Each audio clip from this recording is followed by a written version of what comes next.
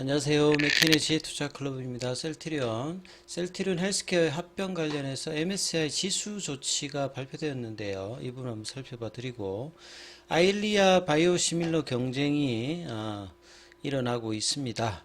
자, 셀트리온 오늘 주가가 16만 5천 원대 지지 흐름이 중요한 어떤 구간이었죠. 이 부분 살펴보겠습니다. 먼저 차트 흐름을 살펴보시게 되면, 자, 16만 5천 원에 일단 종가로 마쳤는데요. 분봉상으로 살펴보시게 되면 이틀 동안의 음봉 이후에 아침에 이제 양봉 이후에 16만 5천 원대 부분에 대한 어떤 흐름이 오전장에 이어졌고요. 오후장에 16만 5천 5백원대까지 갔다가 이제 종가는 16만 5천 원. 그래서 16만 5천 원대 중요하다는 어제의 얘기가 바로 일단은 16만 5천 원권 회복은 일단 하는 모습을 좀 보였다. 이게 뭐 일단 중요할 거고요. 예, 수급상으로 이제 중요한 어떤 부분들 보시게 되면 11일 연속으로 일단 프로그램 쪽에서는 매수가 계속 일단 유입이 되고 있는데요. 근데 외국계 쪽에서는 기관과 더불어서 이 매도 흐름들이 조금 이제 계속 좀 지속적으로 좀 나오고 있는 흐름입니다. 그래서 이제 투자자별로 좀 살펴보시게 되면 자사주 매입은 이제 뭐 계속되고 있는 상황에서 사모펀드의 어떤 매수량도 좀 작고, 연기금은 뭐 계속 매도죠. 그 다음에 이제 뭐 보험 쪽, 투신 쪽 전일보다는 이제 매도 물량이 여기도 좀 줄었고, 기관 쪽도 이제 이틀 동안 음봉에서 나왔던 물량들이 오늘 좀 줄었고요. 이 정권사들 좀 매수, 그다음 개인들은 뭐 계속 매도하고 있고, 외국인들이 이제 어제에 이어서 오늘도 좀 매수를 하는 모습. 수급상에서는 이제 오늘 좀 반등이 나올 수 있는 어떤 매도세는 좀 이제 줄고 매수세가 좀 늘어나는 어떤 모습을 단기적으로 좀 보여주면서 21 이평선 부근, 하지만 이제 이틀 동안 빠졌기 때문에 추세를 나타내는 파라볼릭 자는 이제 아직까지는 하락 추세이죠.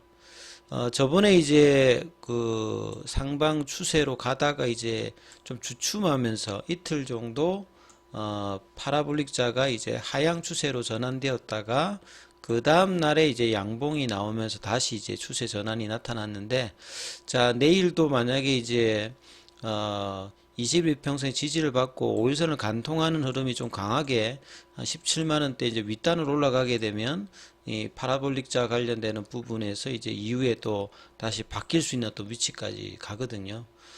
일봉상에서 이 16만 5천 원대 이 가격이 중요한 부분인데, 여기서 어떤 지지만 나오는 게 아니라 빨리 위로 올라가야 됩니다. 그래서 16만 5천 원대 위로 올라가고, 그 다음에 이제 뭐 중요한 가격대인 18만 원대, 여기가 이제 연내에 넘어가는 흐름이 나오느냐 여부가가 이제 그동안에 이제 뭐 상반기도 포함하고 6월달 이후로 이제 좀 밑단에서 이제 있는 물량들 자체가 요게 이제 단기 차익이 안 나오고 이제 계속 이제 올라가는 어떤 시그널이 나오려고 하면 이 구간대를 좀 넘어가는 흐름들이 이제 거래량 유입과 더불어서 나타나야 신규 매수세와 기존의 물량들이 이제 좀 키핑될 수 있는 어떤 부분들의 어떤 위치들로 가겠죠.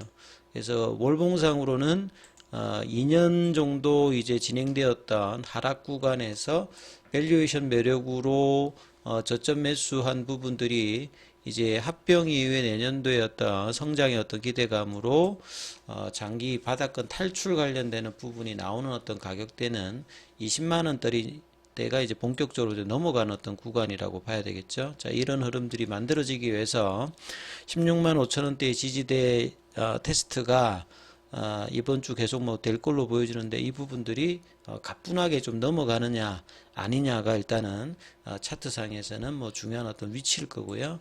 그래서 자사주 매입 관련되는 부분들 같은 경우에는 전일보다는 오늘은 한 2배 이상, 그리고 자사주 매입 기간이 이제 남은 기간 동안에 밑단에서는 좀 강한 모습들을 좀 보여주면서 올려야 되겠죠. 어제의 모습들이 상당히 좀 아쉬웠던 부분입니다. 그래서 최소한 17만원, 아무래도 16만 5천 원 여기가 밀리지 않으면서 주가 흐름들이 나와야 되겠죠. 그래서 향후에 이제 합병 관련된 어떤 뭐 기대감, 내년도 어떤 기대감들이 계속 이제 주가에서는 상방에 대한 어떤 흐름들로 나올지 여부가 일단은 중요하다 이렇게 봐야 될 것입니다. 자, 오늘 기사 관련되는 부분에서 보면 삼성증권에서 나왔던 리포터의 합병 관련해서 이제 MSCI 관련해서 이제 지수 관련되는 부분, 보통 이제 상장사 두 곳이 지금 합병을 했지 않습니까? 그러면 이제 지수는 이제 이 부분들이 어떻게 조치가 되는지 최근에 뭐 발표되었다고 하는데요. 그래서 결론적으로는 MSCI 지수에는 실제로 뭐 영향이 없다. 뭐 이유로 보면 두 종목이 모두 이제 기존의 MSCI 지수에 편입되어 있는 종목이었고, 기존 구성 종목들이 그냥 합병 처리이기 때문에 나눠져 있던 어떤 종목 비중을 한 종목으로 합치는 어떤 기계적인 어떤 작업만 하면 되기 때문에 실질적으로는 특별하게 지금 이제 영향이 없다 이렇게 봐야 되겠죠. 뭐 참고로 이제 리포트에 보면 MSCI 이제 구성 종목과 이제 여기에 들어가 있지 않은 종목이 뭐 합병될 때는 이제 패시브 추종 자금의 어떤 매매가 나타날 수 있다. 그래서 조치는 변경 전에 이제 셀트리온 주식이 이제 1억 4천만 주대, 셀트리온 헬스케어가 이제 1억 6천만 주대거든요. 여기서 이제 유동 비율이라고 하는 것 자체가 본래 이제 MSCI 지수가 2000년도 이제 초반 전까지는 이제 시가총액 형태로 하다가 이 전체 물량이 아니라 이제 뭐 정부 보유 지분이라든지 그 다음에 뭐 계열사 간에 이제 뭐 보유한다든지 실제 시장에 이제 유동되지 않는 어떤 주식수 관련되는 부분이 있어서 시가총액의 어떤 단점이 있더라. 그래서 이제 프리플로팅이라고 하는 이제 유동 주식을 실제 유동 주식 수를 감안해 가지고 이제 지수에 이제 편입하는 부분들을 이제 나타내거든요. 그래서 유동 비율이 이제 셀트리온 같은 경우 0.75고 셀트리온 헬스케어 같은 경우에는 0.65죠. 그래서 유동 비율이 이제 뭐 낮아지게 되면 이제 좀 악재라고 보시면 되겠고, 유동 비율이 좀 높아진다 이러면 뭐 일단 뭐 호재다, 뭐 패시브 자금 입장에서는 그렇게 하는데, 여기에서 이제 기존의 0.75, 0.65에서 변경 후에 셀트리온 같은 경우는 이제 0.70 두 개가 이제 합해지면서 셀트리온 헬스케어가 이제 지수에 이제 뭐 제외되는, 이걸 이제 단순히 보면 기존의 이제 이머징 마켓 내에서 셀트리온이 0.2%, 헬스케어가 0.09였는데요. 변경 이후에는 이제 이 비중은 이제 0.29%가 되겠죠. 두 개를 합해가지고 종가 기준으로 11월 27일 기준으로 뭐 해보면, 그래서 기존에 이제 이런 지수를 추종하는 패시브 자금 같은 경우에는 종목 둘 다 있으니까 뭐 가만히 그냥 있으면 이제 재상장 시기에 셀트리온 헬스케어에 해당되는 부분이 셀트리온 주식으로 이제 바뀌면서 비중을 유지하기 때문에 뭐 이에 따라서 뭐 패시브 자금의 어떤 매매는 뭐 특별하게 유발이 되지 않는다. 이렇게 이야기를 하고 있습니다. 그래서 특별하게 합병 이슈가 뭐 이벤트 드리븐 전략 뭐 흐름 이런 거는 뭐 나오지 않는다. 이렇게 보시면 될 것 같아요. 자, 그리고 이제 아엘리아 관련되는 바이오시밀러 관련해서 바이오시밀러끼리 어떤 개발도 있겠습니다만, 오리지널이 이제 의약품 관련되는 부분에서 신생 제품의 어떤 장악이 바이오시밀러 내부뿐만 아니라 이 항방병선 이제 치료제 관련되는 안과질환 관련되는 시장에서도 영향을 뭐 준다. 이런 내용이죠. 그래서 지금 이제 아일리아 바이오시밀러 관련해서 국내에서는 보면 셀트리온뿐만 아니라 뭐 삼성, 삼천당제약, 뭐 알테오젠 이렇게 네 업체들이 지금 이제 허가 절차, 그 다음에 뭐 인도 쪽에 회사도 있고 독일 쪽에 뭐 포르미콘, 미국의 암젠, 뭐 아일랜드의 알보테, 스위스 산도즈 이렇게 여러 업체들이 이제 개발 과정을 좀 하고 있죠. 근데 실제적으로 이 아일리아 관련되는 부분에서 이제 이 로슈도 본래 이제 이 안과 질환에서 루센티스가 있습니다. 근데 루센티스 관련되는 부분에 이제 바이오시밀러 관련되는 부분 등장으로 조금 빼앗기는 부분들을 새로운 이제 이 바비스모 관련되는 부분, 요게 이제 등장하면서 오히려 아일리아 시장보다도 이제 향후에 보면 이제 이 바비스모 관련되는 부부들이 계속 이제 시장 규모가 커지고 있어요. 요거는 이제 이중항체 형태의 모달리티를 가지고 있는 제품입니다. 그래서 아일리아 같은 경우에는 유럽에서 2022년도 뭐 미국 쪽에서는 2020년도에 엑스파이어 이어가 있었던 부분이고, 그래서 이제 뭐 바이오시밀러 경쟁도 굉장히 많은 어떤 이제 품목 중에 하나입니다. 셀트리온 같은 경우에는 CTP 4위가 이제 임상 3상을 마쳤고요. 6월 달에 이제 미국, 그리고 이번 달에 이제 유럽에서 품목 허가를 신청했던 부분입니다. 근데 이 아엘리아는 이제 미국의 리제론하고 이제 그 독일의 이제 바이엘하고 이제 같이 공동 개발했던 부분이거든요. 그래서 작년도에 12조면 뭐 글로벌 탑10 이제 그 약물입니다.